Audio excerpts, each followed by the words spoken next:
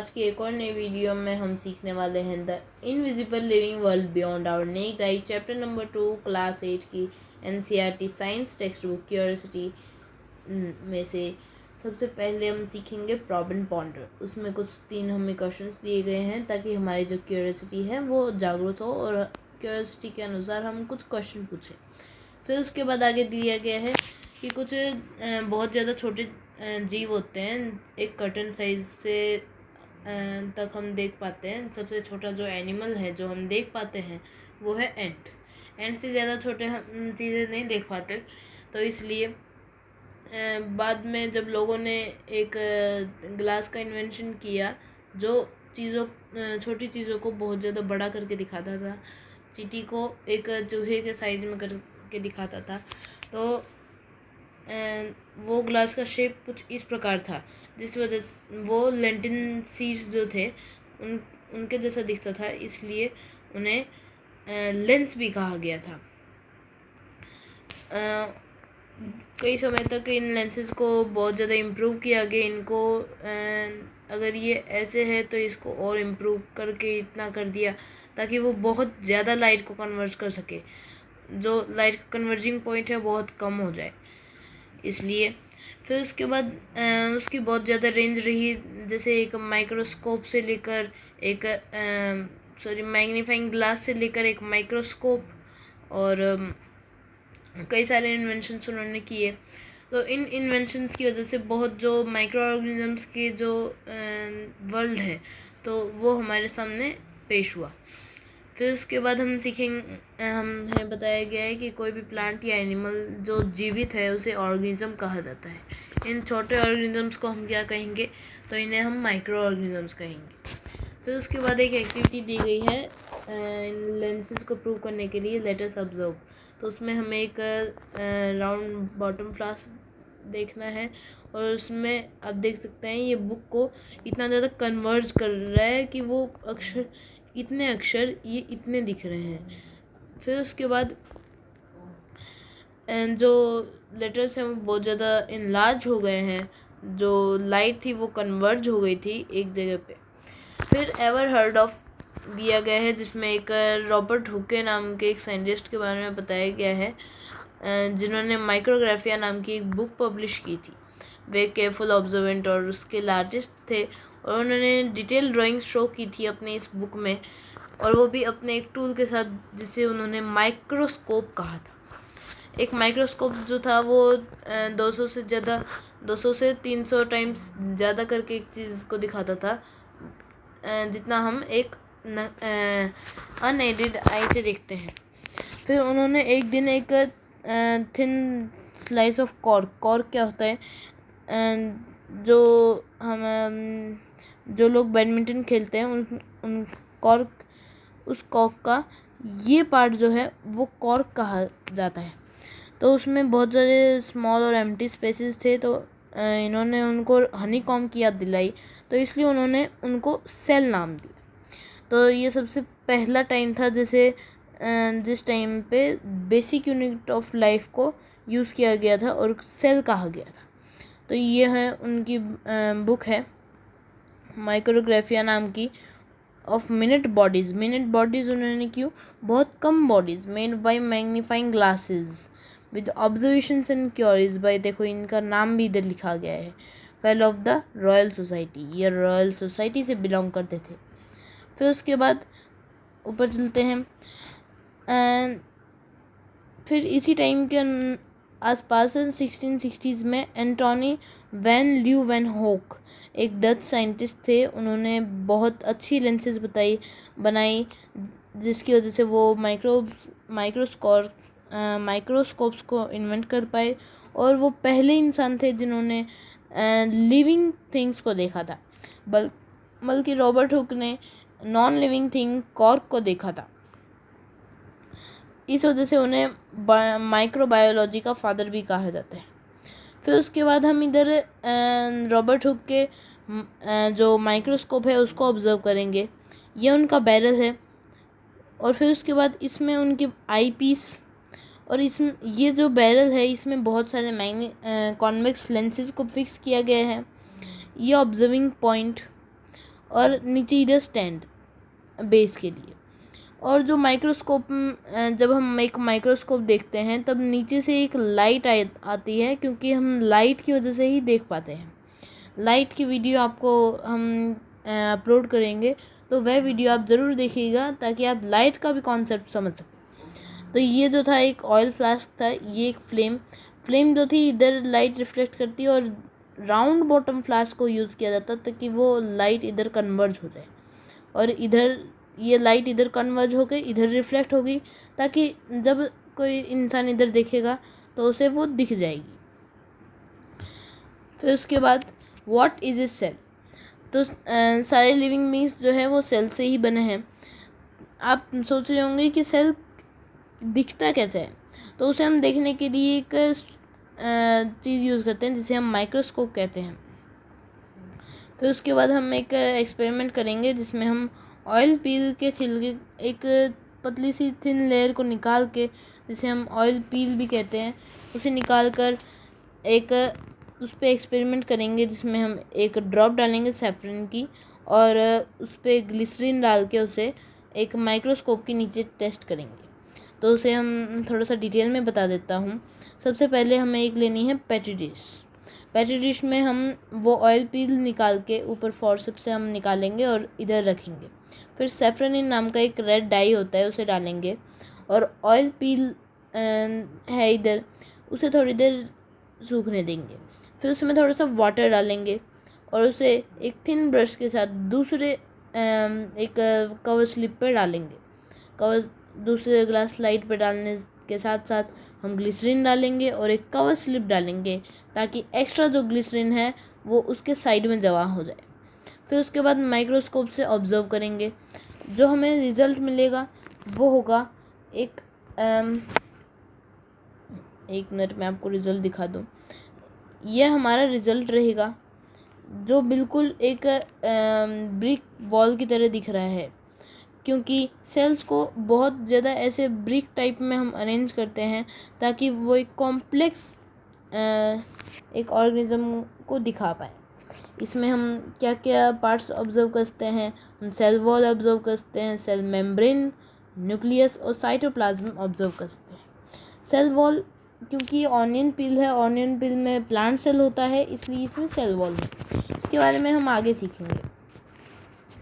फिर उसके बाद हम एक एनिमल सेल को भी ऑब्जर्व करेंगे जो हमारे चिक्स का होगा। तो इधर हमारी जो ये चिक है, ये हमारा माउथ, और इधर जो हमारी चिक है, इधर अंदर की साइड से एक टूथ पिक के ब्लंट साइड क्या होती है, ऐसी टूथ पिक होती है। तो इसका ये जो है स्ट्रैप का अपोजिट होता है ब्लंट। तो ये साइड यूज़ करके हमें इसे थोड़ा सा स्क्रैप करना है, ऐसे थोड़ा सा रगड़ना है और एक मटेरियल निकालना है और उसे वाटर के ड्रॉप में क्लीन ग्लास लाइट पे रखना है। फिर उसके बाद उसमें मेथिलाइन डाल के एक जो ब्लू कलर का स्टेन है वो डालेंगे, ताकि जो विजिबिलिटी है और इंक्रीज़ करे, जिसके लिए वो कंट्रास्ट इंक्रीज़ करता है। फिर उसके बाद 1 मिनट के बाद उसमें हम एक ग्लिसरीन की ड्रॉप डालेंगे ताकि वो सेल्स जो हैं ड्राई ना हो जाए। फिर उसके बाद उसे कवर करेंगे क्लीन कवर स्लिप के साथ, और हमारा ऑब्जर्विंग एनिमल सेल रेडी है और हम माइक्रोस्कोप से उसे ऑब्जर्व करेंगे। तो इससे हम ऑब्जर्व करेंगे कि हमें कुछ पार्ट्स मिले हैं, जैसे सेल मेम्ब्रेन, साइटोप्लाज्म, न्यूक्लियस और सेल वॉल जो था प्लांट सेल में था, और ये 3 पार्ट्स जो थे वो प्लांट सेल में भी थे, ये प्लांट सेल और ये एनिमल सेल ह्यूमन के तौर पे। तो सेल मेम्ब्रेन प्लांट सेल में भी था, न्यूक्लियस प्लांट सेल में भी था और दोनों में था, और साइटोप्लाज्म भी दोनों में था, और पर सेल वॉल ओनली प्लांट में, क्योंकि प्लांट का जो स्ट्रक्चर है वो पहले से ही वीक है। उसको स्ट्रॉन्ग करने के लिए सेल वॉल की आवश्यकता पड़ती है ताकि वो दूसरे सेल के साथ उसे सेपरेट कर सके। आप इधर देख सकते हैं इनको सेपरेट किया गया है। ये इतना अच्छे से नहीं दिखेंगे, पर बुक में कॉन्ट्रास्ट के साथ दिखाने की कोशिश की गई है। तो समझ लेते हैं सबसे पहले इनके पार्ट्स। तो हम वापस उसी इमेज पे चलते हैं, थोड़ा सा जूम करेंगे। तो इधर साइड में जो आप बाउंड्री सी देख रहे हैं वह है सेल वॉल। सेल मेम्ब्रेन उसके बाहर की बाउंड्री, न्यूक्लियस अंदर का पिंक पॉइंट, साइटोप्लाज्म अंदर की जो जैसे हमारे ब्लड में प्लाज्मा होता है वैसे सेल्स में साइटोप्लाज्म होता है। तो फिर उसके बाद हमारा ये पोर्शन कंप्लीट हो जाता है। तो उनके अंदर होता क्या क्या है, जो सेल मेम्ब्रेन है जो साइटोप्लाज्म और न्यूक्लियस को एनक्लोज करता है, वो एक सेल से दूसरे सेल को सेपरेट करता है। जैसे मैंने बताया वो पोरस होता है ताकि जो एसेंशियल मटेरियल्स हैं वो लाइफ प्रोसेसेस के लिए आ सके और वेस्ट मटेरियल्स का एग्जिट हो सके। साइटोप्लाज्म जो होता है वो उधर कंपोनेंट जो होते हैं सेल के वो कंटेन करता है, और जैसे soil protein carbohydrates, proteins, fats, minerals, salts, ये सारे उस वहाँ होते हैं। मोस्ट लाइफ प्रोसेसेस उधर ही टेक प्लेस करते हैं। फिर उसके बाद जो न्यूक्लियस का एक्शन है वो रेगुलेशन है सारी एक्टिविटीज़ का जो सेल में हो रही हैं। तो इस हिसाब से हम सेल का जो ब्रेन है वो हम न्यूक्लियस को कह सकते हैं। तो सेल वॉल जो होता है वो प्लांट सेल में ही होता है, जो रिजिडिटी, स्ट्रेंथ और कॉम्पैक्ट अरेंजमेंट में हेल्प करता है। फिर उसके बाद स्टेप फर्दर, जिसमें हमें प्लांट सेल और एनिमल सेल के डिफरेंसेस को बताया गया है। तो सबसे पहले हम सेल में कौन कौन से पार्ट्स हैं वो देख लेते हैं। सेल वॉल जैसे हमने बताया था, ये है प्लांट सेल P, और ये है एनिमल सेल A। तो cytoplasm, chloroplast, nucleus, cell membrane, vacuole, mitochondria. Mitochondria जो है उसका ज़्यादा कुछ फंक्शन नहीं होता है। वैक्यूल जो होता है वो फूड स्टोरेज के लिए होता है, जो इधर बहुत कम छोटे छोटे स्पेसेस में है। साइटोप्लाज्म दोनों में है, वो एक मतलब प्लाज्मा कह सकते हैं उसे हम। क्लोरोप्लास्ट जो है वो ग्रीन पिगमेंट है, क्लोरोफिल जो कंटेन करता है। न्यूक्लियस इधर सेंटर में है, इधर साइड में है, ताकि वैक्यूल ज़्यादा बड़ा हो सके, ताकि वो ज़्यादा स्टोरेज कर सके। सेल मेम्ब्रेन दोनों में है, थिक सी वॉल है। सेल वॉल ओनली इसमें है, मतलब प्लांट सेल में डबल है और एनिमल सेल में सिंगल है जो बाउंड्री है। जो वैक्यूल है उसका काम है फूड के स्टोरेज को रखना। फूड का स्टोर जो होता है दो टाइप के प्लास्टिड्स होते हैं। जो सबसे पहला होता है ये क्लोरोप्लास्ट, और एक होता है खाली जिसमें हम फूड स्टोर करते हैं, जिसे हम ल्यूकोप्लास्ट भी कहते हैं। तो उसे नोट कर सकते हैं आप, ल्यूकोप्लास्ट।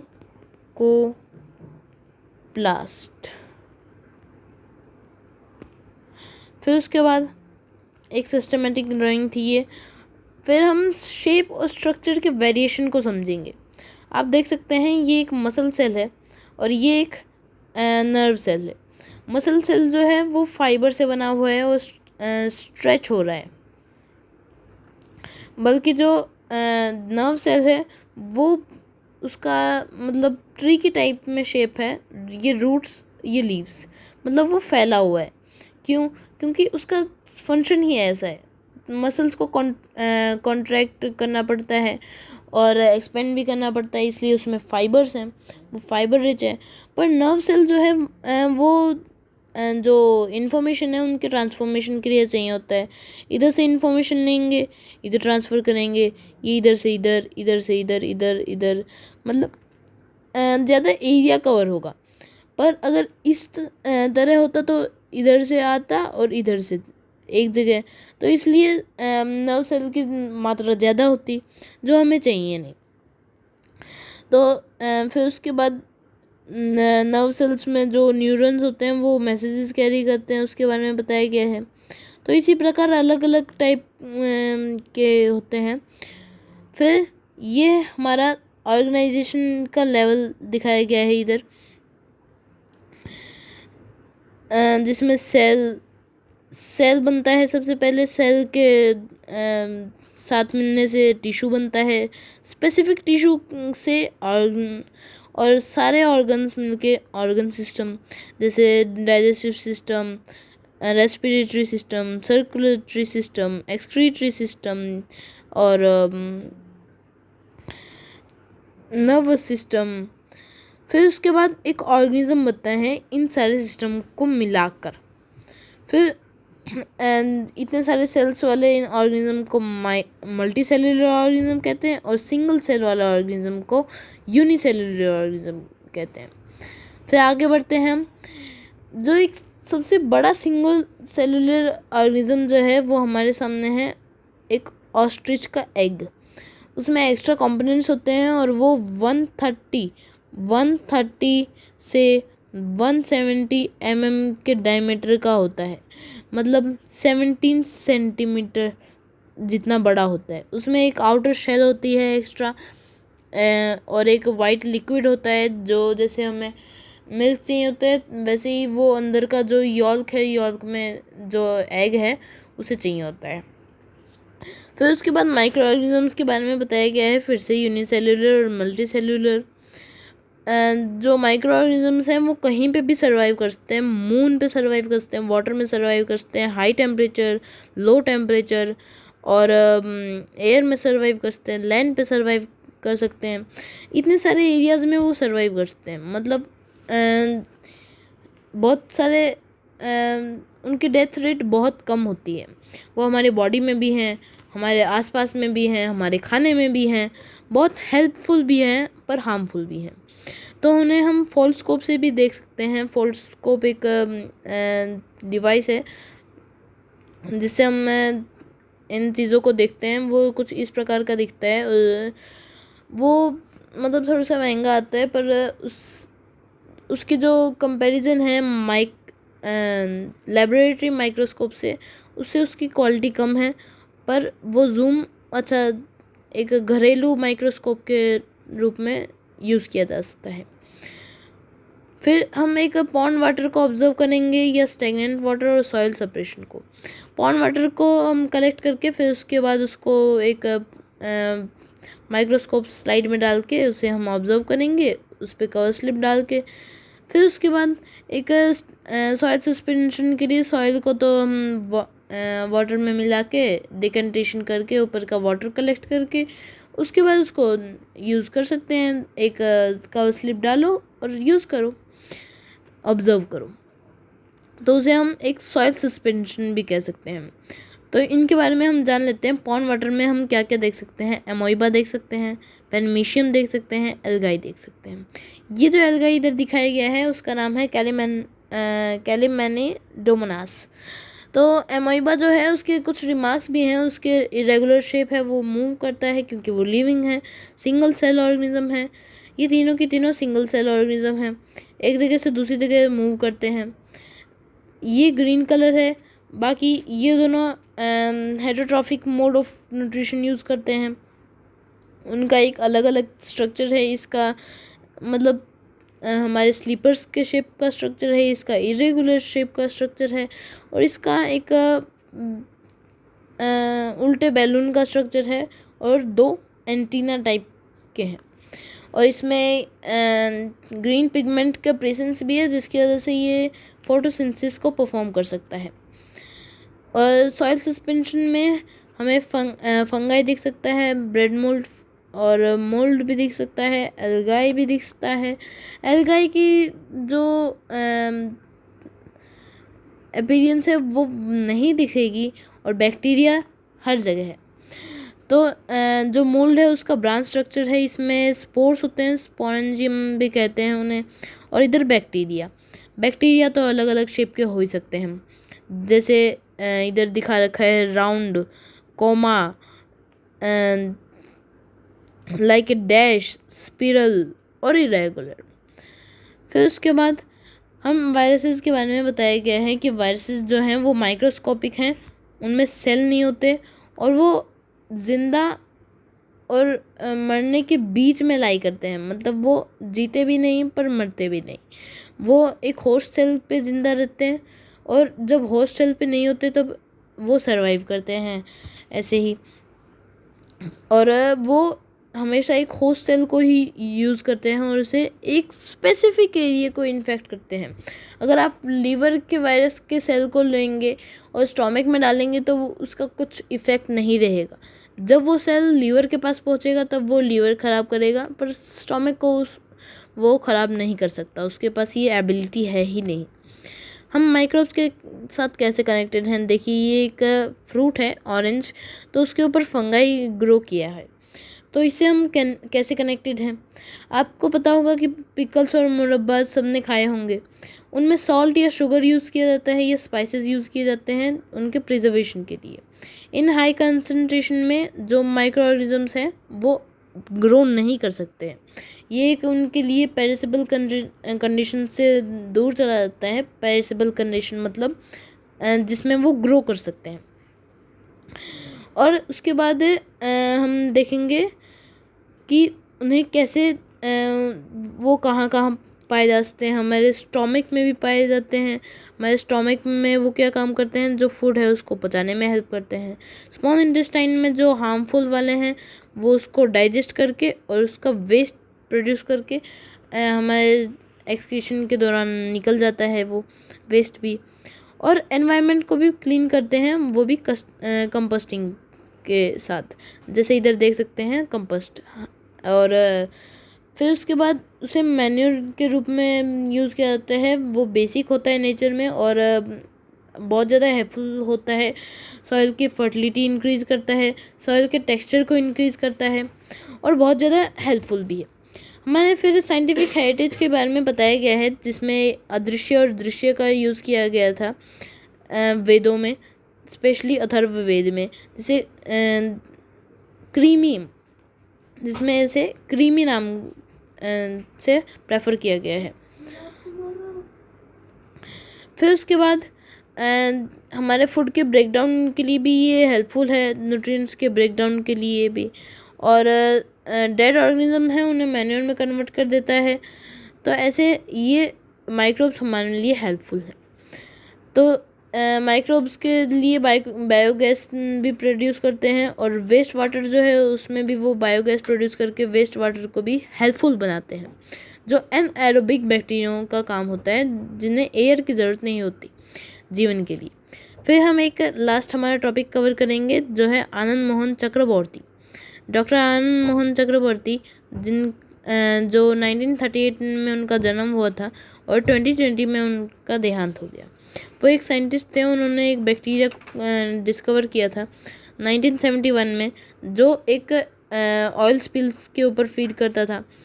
उनकी इस डिस्कवरी को एक पेटेंट मिला 1918 में।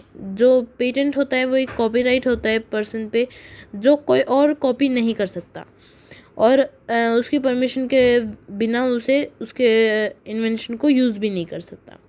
फिर उसके बाद इसका उनका बहुत ज़्यादा कंट्रीब्यूशन रहा, जैसे एनवायरमेंटल प्रॉब्लम्स, पॉल्यूशन में, और उनका कंट्रीब्यूशन साइंस के लिए रिमेंबर किया जाता है और एनवायरनमेंट को प्रोटेक्ट करने के लिए उन्हें याद किया जाता है। तो आज की वीडियो में बस इतना ही। आशा करता हूँ आपको मेरी यह वीडियो अच्छी लगी होगी। लंबी हो गई लेकिन आपको इसमें इन्फॉर्मेशन मिली होगी। धन्यवाद। आपका दिन शुभ हो।